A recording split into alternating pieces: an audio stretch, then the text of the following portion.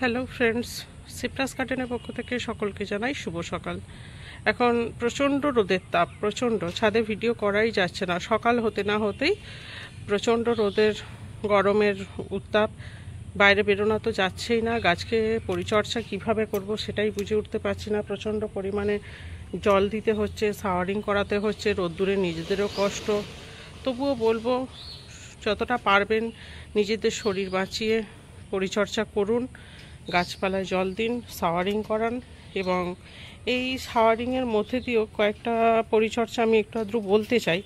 সেটা হলো, প্রথমত এই যে নতুন কচি ব্রাঞ্চগুলো আসছে, দেখুন এই যে কচি ব্রাঞ্চগুলো আসছে, তো এই যে ব্যাসালগুলো ছাড়ছে, এই ব্যাসালগুলো এই গরমে তো যে এই ব্যাসালের পরিচর্যা কি হবে, মানে ফিডিং কি দেব বা এর যত্ন পরিচর্যা কিভাবে করব, সেই নিয়ে একটু আলোচনা তো থাকবেই।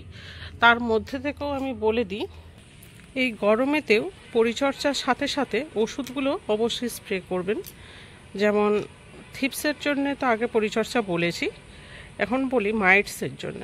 মাইটসের প্রথম হচ্ছে মেন জল দিয়ে যে স্প্রে করব পাতার তলায়, বা গাছকে সবসময় তলা থেকে ফোর্সে জল দিয়ে যে শাওয়ারিং করাবো, তার ফলে কি হবে, মাইটসের ডিমগুলো নষ্ট হয়ে যাবে এবং পাতাগুলো পরিষ্কার থাকবে, পাতার তলাগুলো পরিষ্কার থাকবে।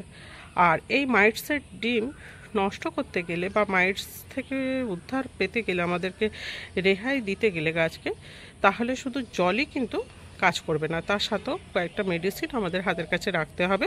যে কোনো একটা, আমি কয়েকটা নাম বলছি, তা সেগুলোর সঙ্গে আপনারা একটু পরিচয় হয়ে নিন, তাতে গাছ ভালো থাকবে।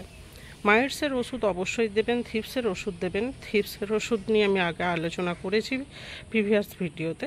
এবার এই তত্তাজা ব্যাসালগুলো যে দেখালাম, শুধু ফিডিংয়ের ওপরেই কি যত্ন পরিচর্যা তা নয়, এখানে মাইটস বা থিপসের হাত থেকেও গাছকে বাঁচাতে হবে, এই ব্যাসালগুলোকে বাঁচাতে হবে। তো চলুন এক ঝলক দেখে নেওয়া যাক কী ওষুধ। এখানে নিয়ে নিয়েছি ওবেরন, আর দেখুন প্রফেক্ট সুপার।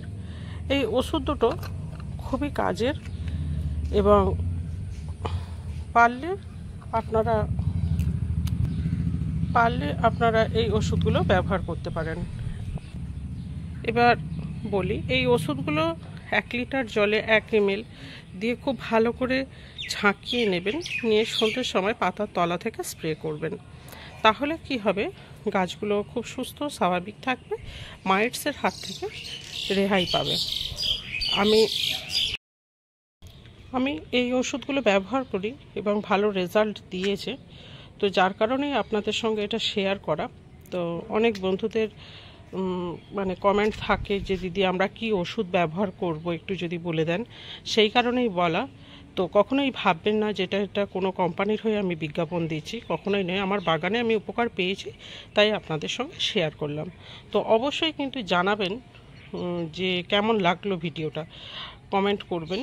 আর ভিডিওটি যদি ভালো লেগে থাকে, চ্যানেলটি যদি ভালো লেগে থাকে, অবশ্যই কিন্তু সাবস্ক্রাইব করবেন এবং পাশে থাকা বেল আইকনটি বাজিয়ে রাখবেন নিত্য নতুন ভিডিও নোটিফিকেশানটি সবার প্রথম পেতে। তবে অবশ্যই কিন্তু কমেন্ট করে জানাবেন যে ভিডিওটা কেমন লাগলো। সুস্থ থাকুন, ভালো থাকুন, গাছকেও সুস্থ সুন্দরভাবে বাঁচিয়ে রাখুন। আজকের মতো এইটুকু।